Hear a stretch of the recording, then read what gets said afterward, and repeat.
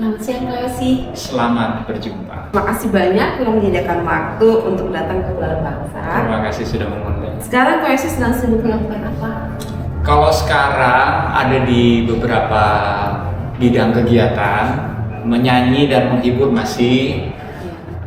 Bidang kegiatan yang berikutnya ada literasi-literasi seperti digital, literasi kebangsaan. Ada juga yang berhubungan dengan talk show yang lain. Terus ada bidang pelayanan juga, ada bidang produksi. Karena saya masih ada yang suka minta lagu atau minta dibuatkan video dan lainnya. Wow, luar biasa ya, kegiatannya sangat padat. Apa yang Kak Yosi lakukan sekarang masih berhubungan dengan sektor pendidikan? Ada, karena kalau siberkreasi itu di mana sebuah gerakan di mana saya ada sekarang sebagai dewan penasihatnya, itu berhubungan dengan literasi digital. Tapi kalau di kegiatan yang lain yang berhubungan dengan edukasi, itu literasi kebangsaan lewat komunitas nakal, nasionalisme radikal.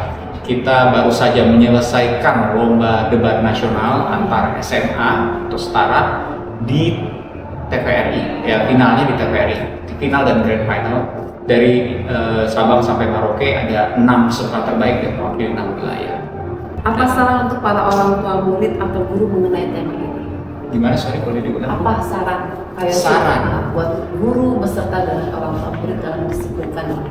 Kalau saya melihat video-video testimoni dari murid-murid yang pernah bersekolah di Pilar Bangsa, sepertinya apa yang diterapkan oleh sekolahnya sendiri sudah bagus, bukan cuma bicara soal akademis, tapi juga mengajarkan karakter, leadership.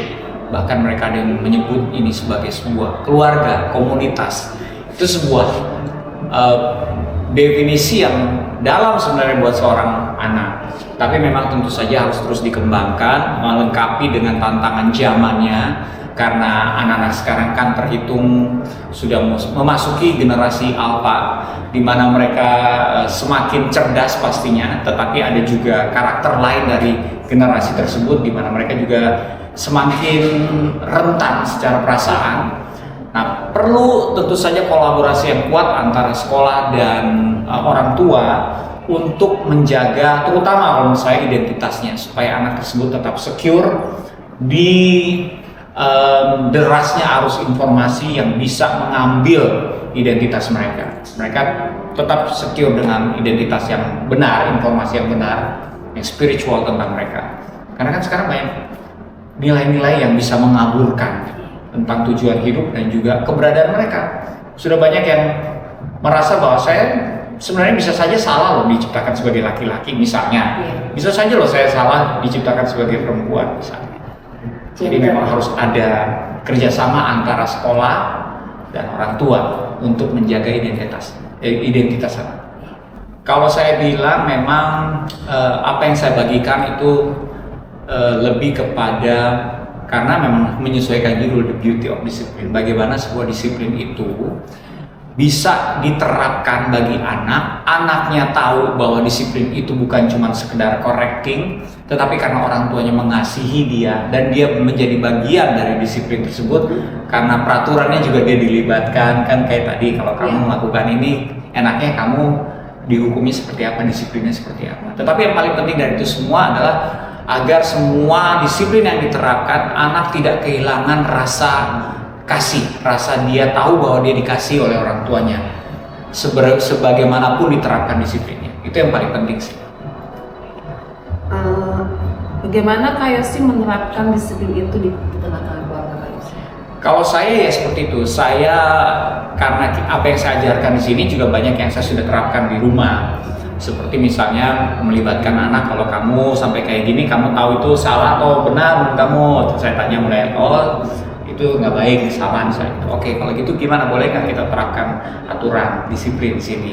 Kamu mau dihukumnya seperti apa? Kamu kalau misalnya bohong mau dihukumnya seperti apa? Kamu misalnya kalau main gadget kelamaan, kamu mau dihukumnya seperti apa? Kita menyesuaikan aja dengan usianya juga, karena semakin tua kan sudah tidak pantas lagi hubungan fisik sebenarnya.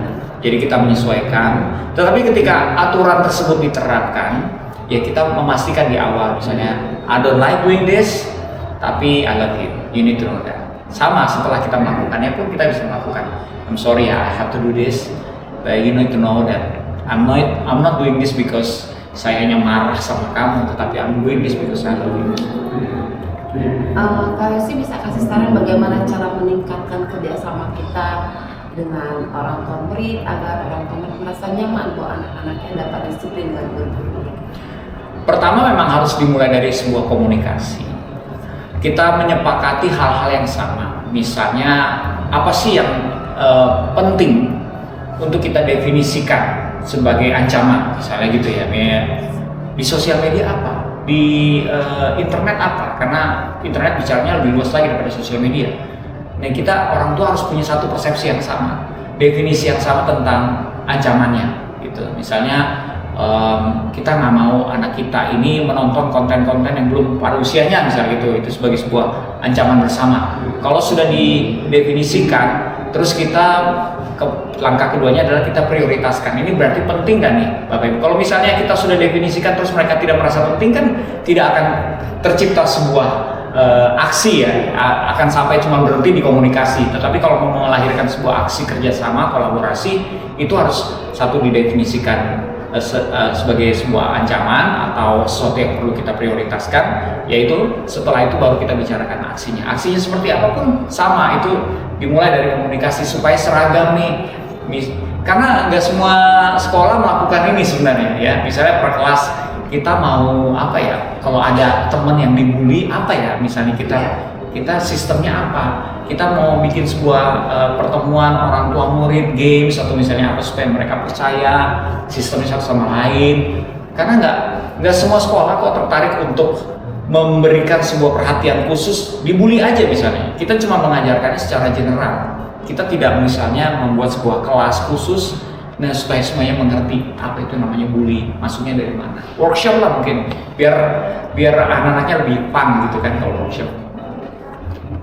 Terima kasih Kak Yosi untuk waktunya sehingga kami bisa dapat bertanya.